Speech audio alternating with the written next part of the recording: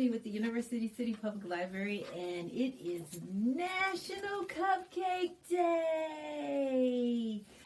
Today we are baking up a storm. This book is by Jessica Parham, and it is published by Mascot Kids. Baking up a storm. Today was a day unlike any other. I whisked, scooped, and baked all day with my mother. But this wasn't your average day in the kitchen with Mom. I'll try to explain it. Just try to stay calm. Mom called me downstairs. She was ready to bake. We decided on Grandma's Janet's famous cupcakes. Our ingredients were out, all placed in a row, but then somehow it started to snow. Mom and I looked up, and the ceiling had lifted. Up in the sky, flour was being sifted. We looked in disbelief. This couldn't be right. We tasted the snow. It was flour, all right. I scooped up some flour right into my bowl, and just like that, the ceiling sealed its big hole. Mom and I looked at each other, unable to speak, and then we heard it. Was that a leak? "Watch out, Mom!" shouted from across the way.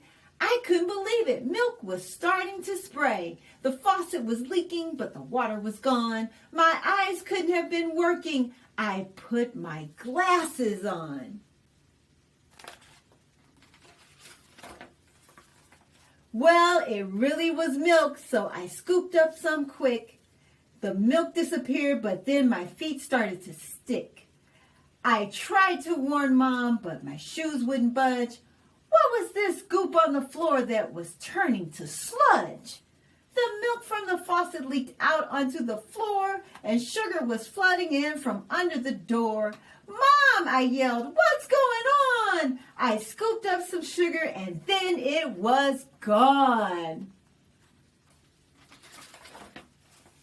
I whisked the ingredients, trying to make sense of this day, when Mom shouted out at me and tossed an umbrella my way. The hole in the ceiling had appeared once more, and eggs rained down, cracking onto the floor.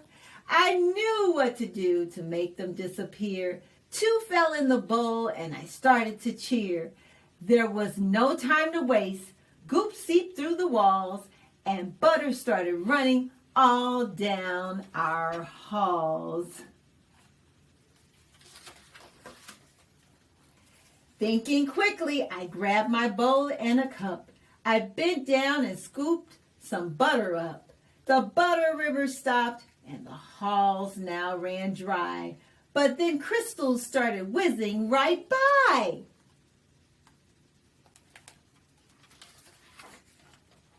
I scooped the crystals right into my hand. They felt a little like the texture of sand.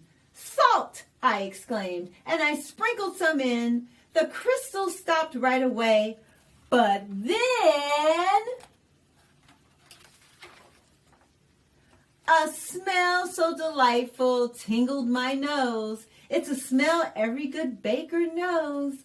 I knew right away it was vanilla I smelled, and in my goldfish's tank is where it was held. I scooped up a tablespoon or 2, and just like that, his water went back to blue. I had one ingredient left, baking powder, and that's when I heard my dad yelling from the shower.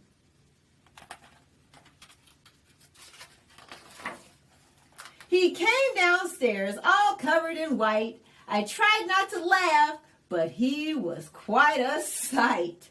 So I brushed some from his shoulder into the mix, and he went upstairs. He had the shower to fix.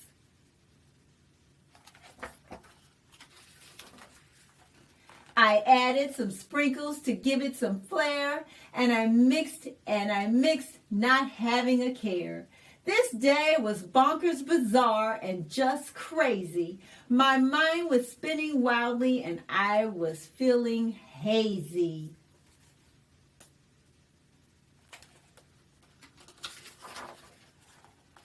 The cupcakes were dolloped and put into the oven to bake, while Mom and I sat down to take a much-needed break. When the baking was done, we each took a bite, and our taste buds started to dance with delight. I'm still not too sure what happened in the kitchen today, but Mom says Grandma Janet always loved to play. I think she sprinkled in some magic when she wrote her recipe down, because these were the best cupcakes in town.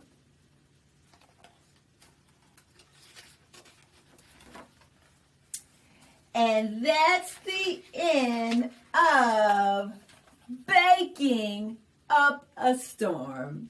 I hope you enjoyed our book today about cupcakes, and have a National Cupcake Day. Bye-bye.